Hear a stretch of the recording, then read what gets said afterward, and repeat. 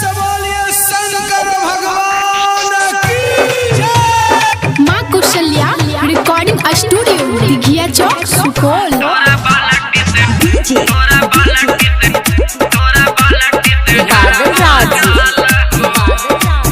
बाबा खोजे दे तू छोरी सुंदर हो, बाबा खोजे दे तू छोरी सुंदर हो, तोरा बालटी से ढारब जल हो।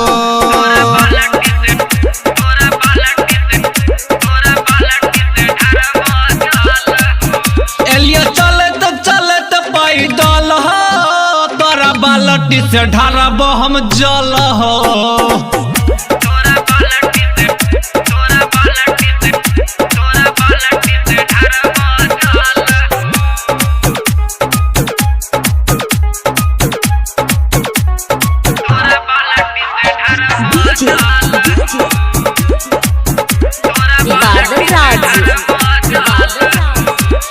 बड़ी कठिन छ हो बाबा तो डगरिया, डीजे पर नाचे तलिया बने के कवरिया।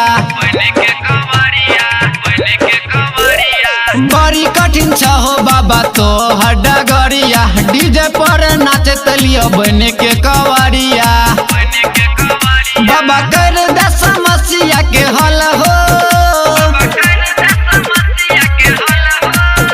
बाबा कर दे समस्या के हल हो, तोरा बालटी से ढारब जल हो।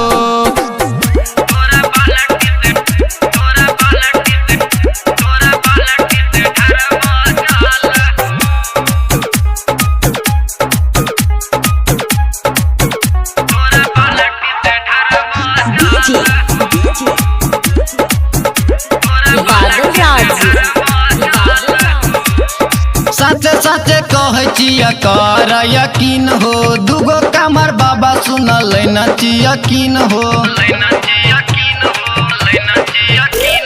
सच सच कहे छिया कर यकीन हो, दुगो कमर बाबा नची यकीन हो। राकेश प्रमोद ढारत जल हो, कृष्णा पवन ढारत जल हो, तोरा बालटी से ढारब जल हो। माँ कौशल्या रिकॉर्डिंग स्टूडियो दिघिया चौक सुपौल।